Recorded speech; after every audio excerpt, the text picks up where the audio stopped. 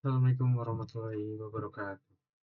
Perkenalkan, nama saya Melandri Anandasya Putra, NIM 3 digit terakhir 099. Saya berasal dari Teknologi Rekayasa Otomasi Angkatan 2025.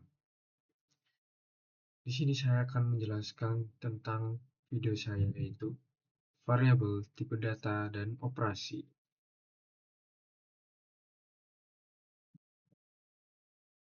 Variabel adalah tempat untuk menyimpan data. Deklarasi variabel adalah sebuah perintah agar komputer menyediakan variabel yang akan kita pakai. Pendeklarasian variabel harus diawali dengan tipe variabel, nama variabel, kemudian diakhiri dengan titik koma. Bentuk penulisannya: tipe data, sebenarnya nama, nilai awal, nilai dalam tanda bersifat opsional. Contohnya seperti ini.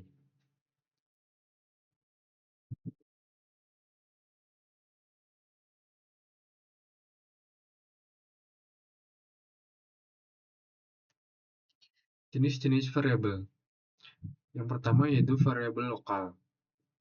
Variabel yang hanya bisa dikenali pada subprogram. Pada kesempatan ini, seluruhnya masih menggunakan variabel lokal. Yang kedua adalah variabel global.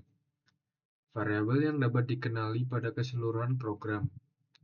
Penggunaan variabel global akan dijelaskan lebih detail pada pertemuan yang akan datang.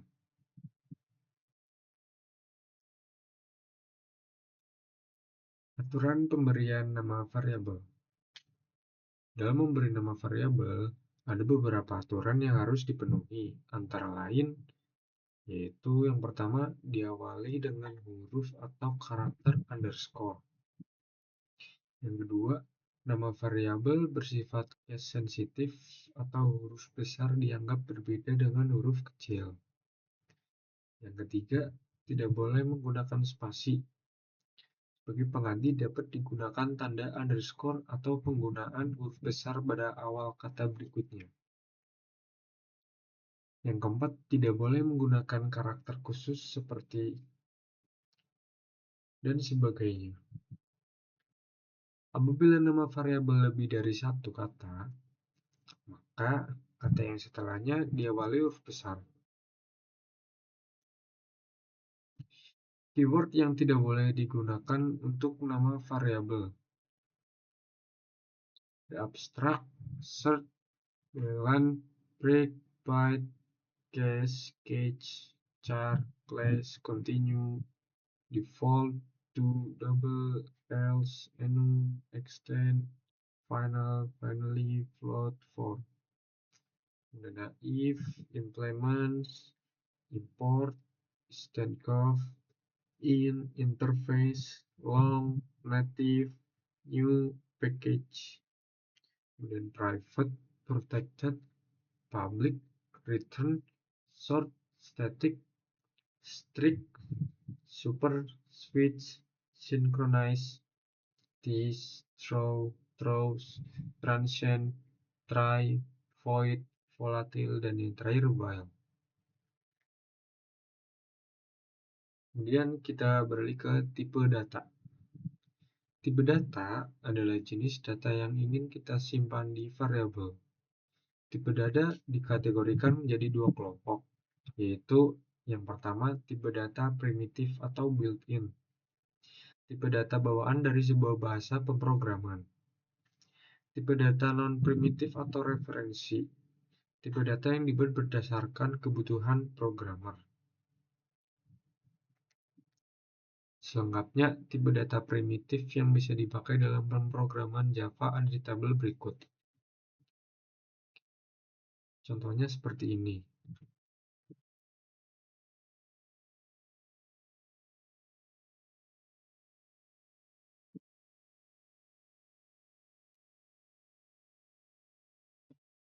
Selain harus memperhatikan jenis tipe data yang digunakan, tipe data juga mempunyai penulisan nilai yang berbeda.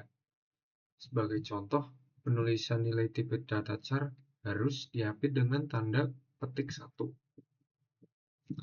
Variabel string harus menggunakan tanda petik 2. Dalam penulisan bilangan pecahan digunakan tanda titik. bukan koma. Deklarasi variabel. Secara umum, format deklarasi variabel dapat dinyatakan sebagai berikut. Contohnya,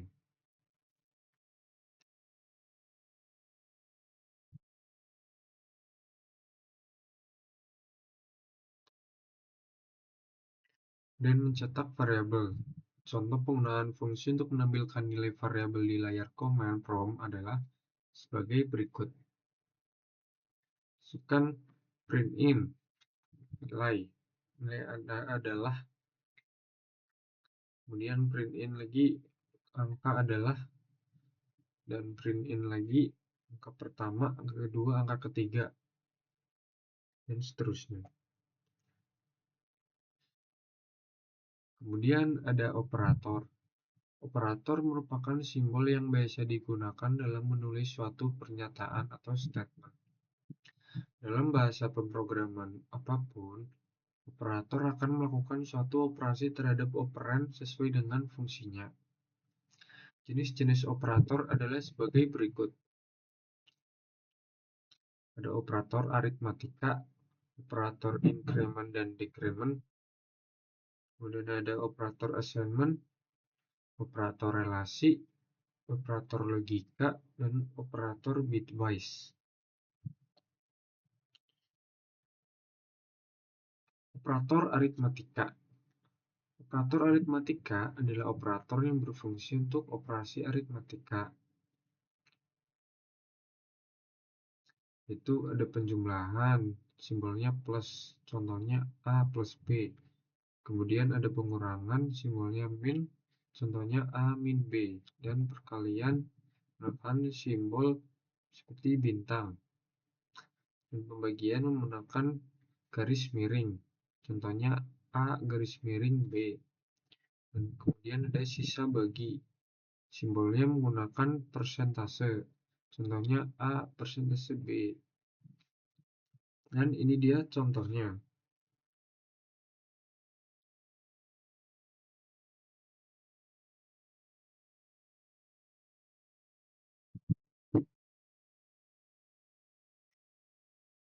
Kemudian ada operator increment dan decrement.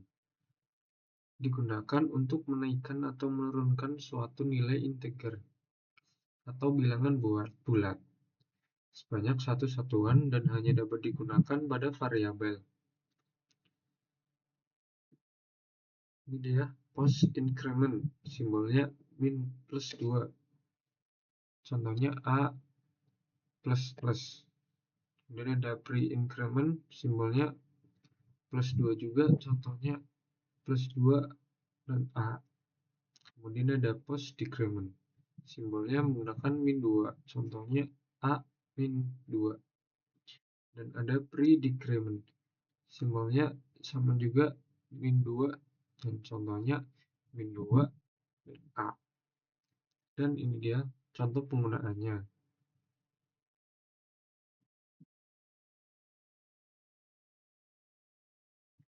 Kemudian ada operator assignment.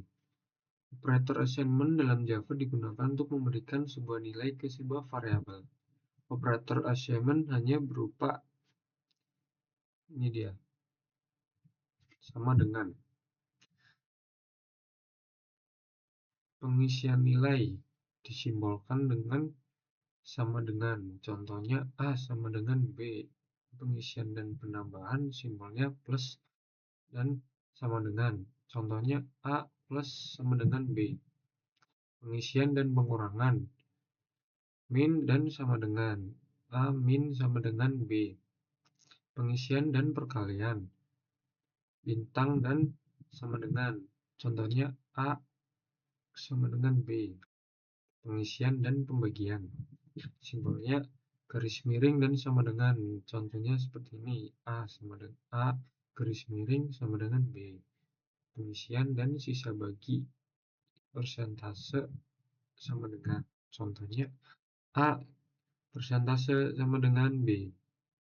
Dan ini contoh penggunaannya.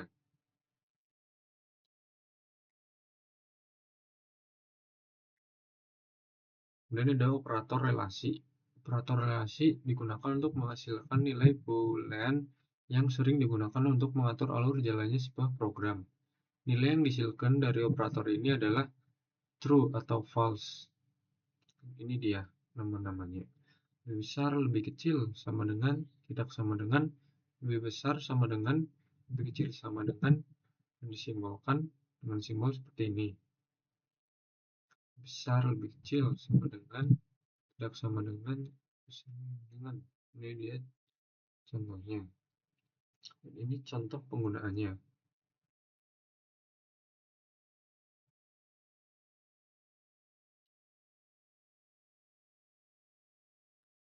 Kemudian ada operator logika. Operator ini digunakan untuk ekspresi logik yang menghasilkan nilai boolean. Nama-namanya ada logika AND, logika OR, dan logika NOT. Dan ini dia simbol-simbol dan contohnya. Di bawah adalah contoh penggunaan.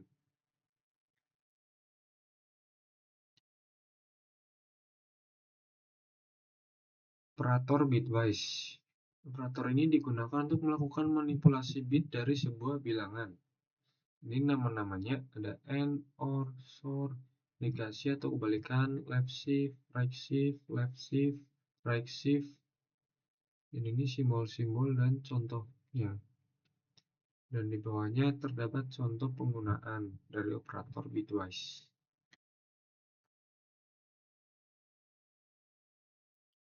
Lanjut ke komentar. Komentar adalah bagian dari kode program yang tidak ikut dibaca atau diterjemahkan pada saat proses kompilasi. Yang artinya, baris komentar yang kita tulis tidak akan mempengaruhi jalannya program. Dalam bahasa pemrograman C++, terdapat dua cara dalam menuliskan baris komentar. Yang pertama, ada single line dan multi-line. Single line. Untuk menuliskan satu baris komentar, kita hanya perlu menggunakan tanda garis miring 2 diikuti komentar yang kita tulis. Contohnya seperti ini. Terus memasukkan garis miring 2, kemudian tulis baris komentar Anda di sini. Seperti yang tertera di atas, tanda garis miring 2 hanya digunakan untuk satu baris komentar. Jadi jika memiliki dua baris komentar, namun hanya memberi satu tanda garis miring, maka akan terjadi error. Karena baris tanpa tanda dua garis miring kan dianggap baris program. Contohnya seperti di bawah ini. Ini akan dianggap sebagai komentar dan diabaikan. Ini akan dianggap sebagai bagian dari program dan akan terjadi error. Kemudian ada multi-line. Multi-line adalah untuk menuliskan lebih dari satu baris komentar. Gunakan tanda garis miring dan tanda bintang. Diikuti komentar lalu tutup dengan tanda seperti ini. Contohnya, ini akan dianggap sebagai komentar dan diabaikan. Baris kedua ini juga dianggap sebagai komentar juga. Seperti yang dijelaskan di awal, baris komentar merupakan bagian dari program yang tidak akan dibaca saat kompilasi. Jadi, sepanjang apapun kita menuliskan baris komentar, tidak akan memperlambat waktu kompilasi dari program kita.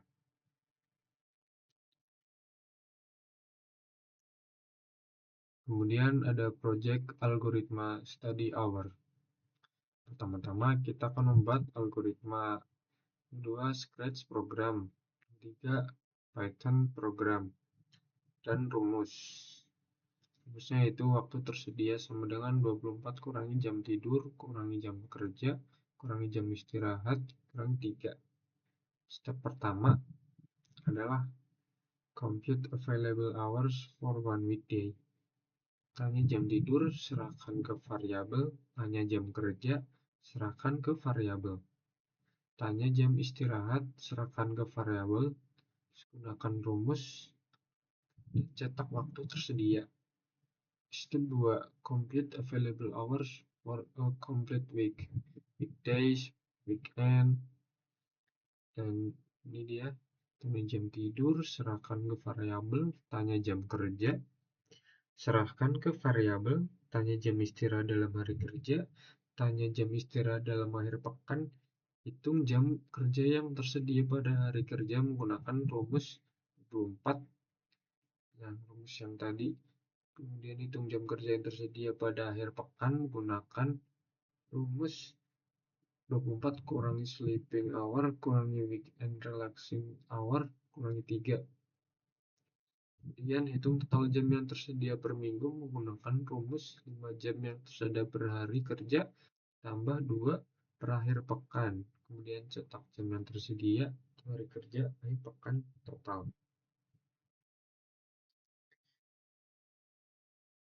Lanjut. Sini program yang sudah dibuat yaitu tipe variabel.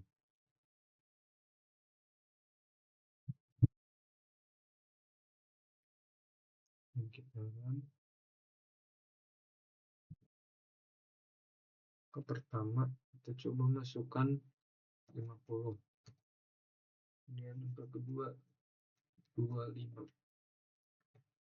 Hasil penjumlahannya 75. Sekarang kita coba di scratch.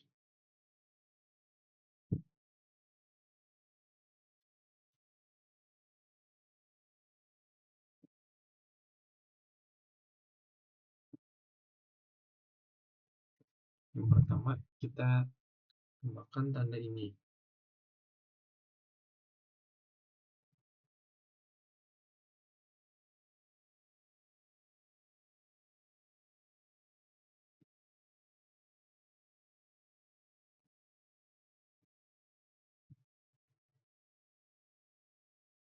Kemudian tambahkan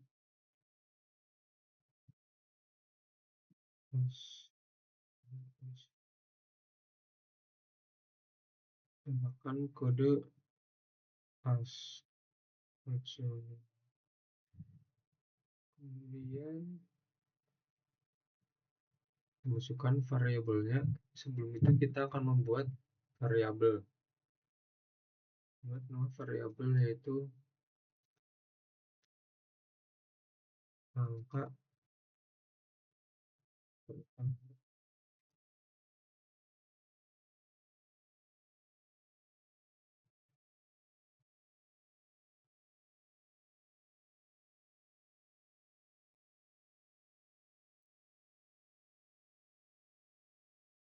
Kemudian kita tambahkan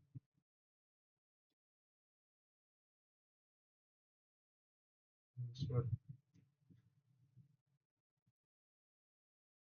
Kemudian tambahkan kode ini lagi.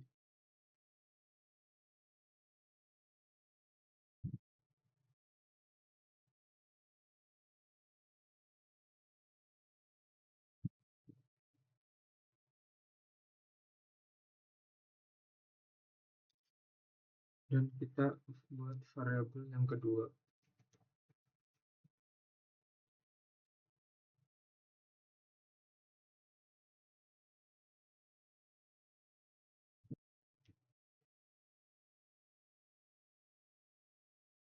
Tambahkan answer.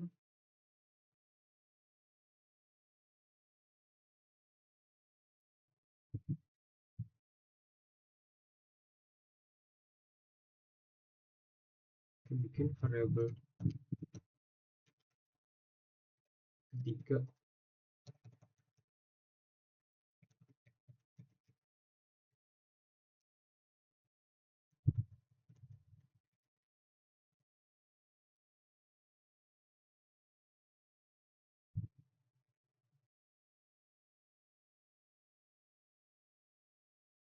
Kita nanti kemudian kita tambahkan kode yang ini.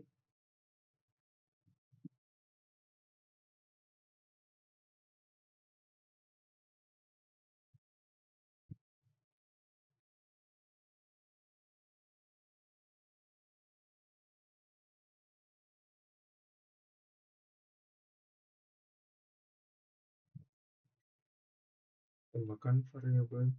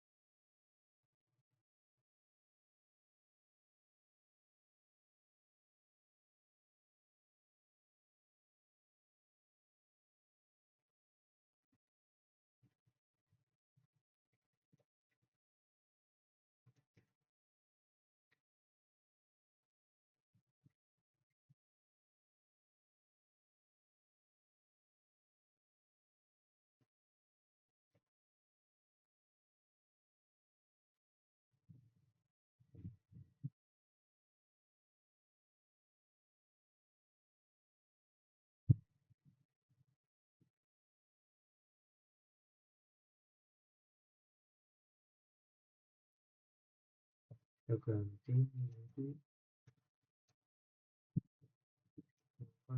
sama.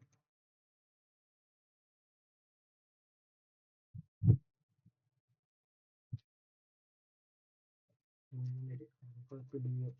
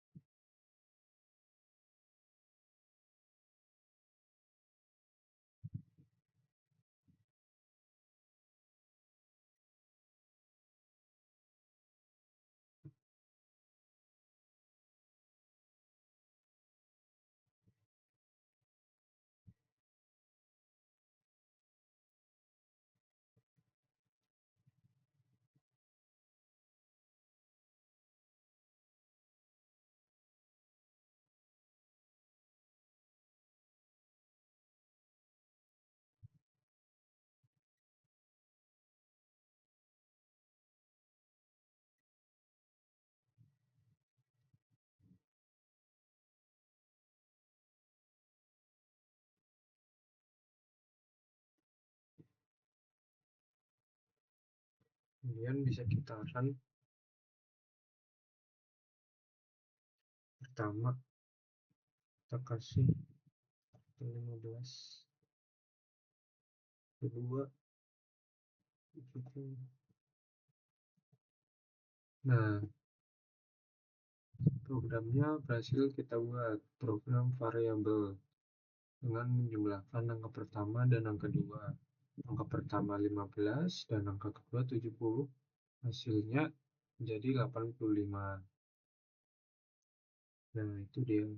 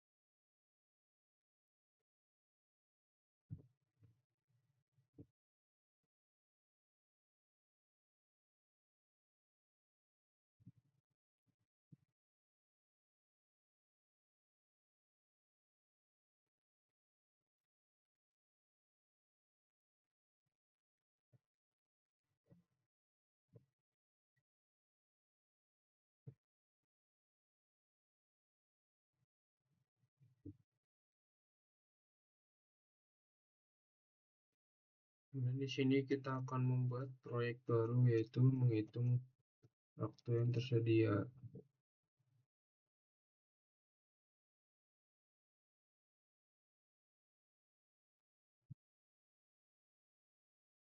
Yes.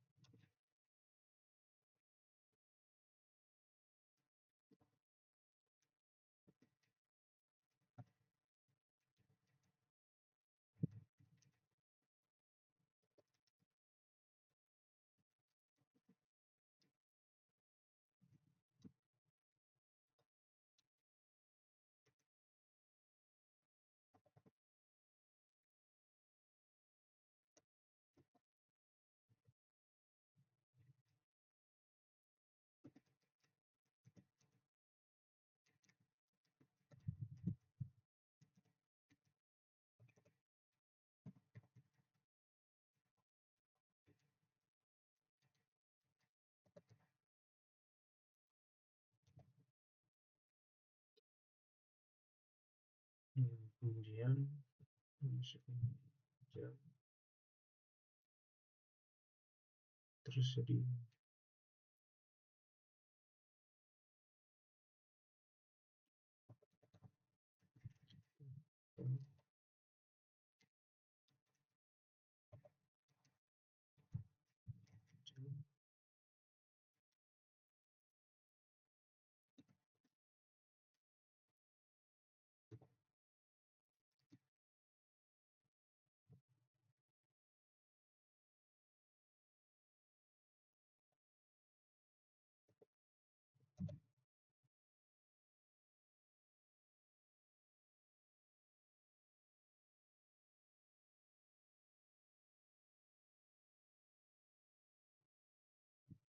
Kemudian kita masuk ke program Scratch-nya.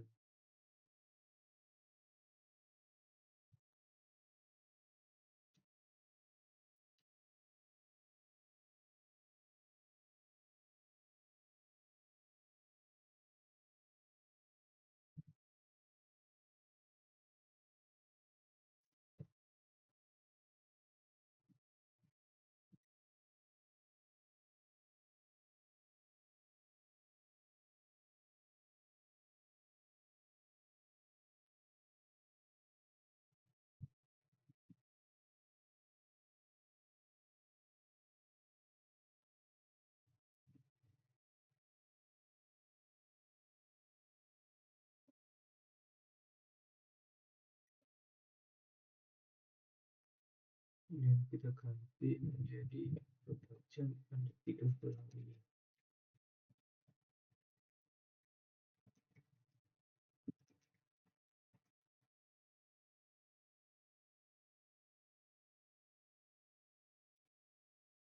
Buat variabel lagi.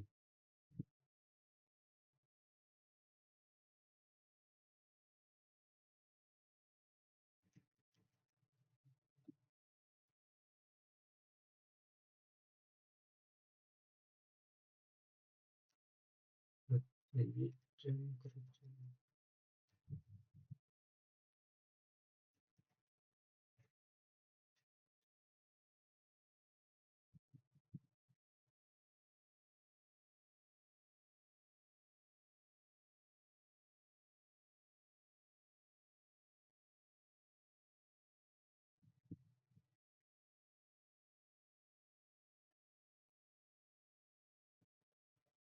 Kemudian Anda bekerja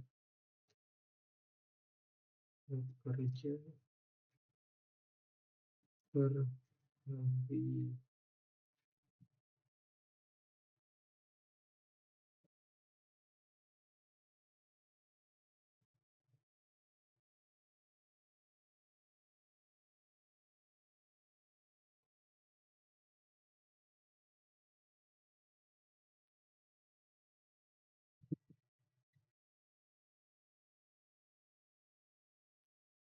Kita ganti lagi jadi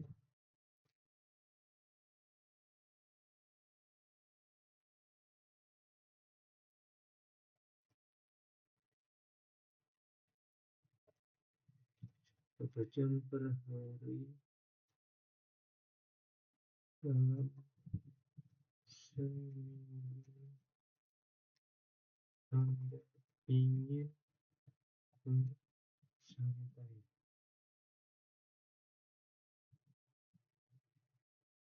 Hari kerja.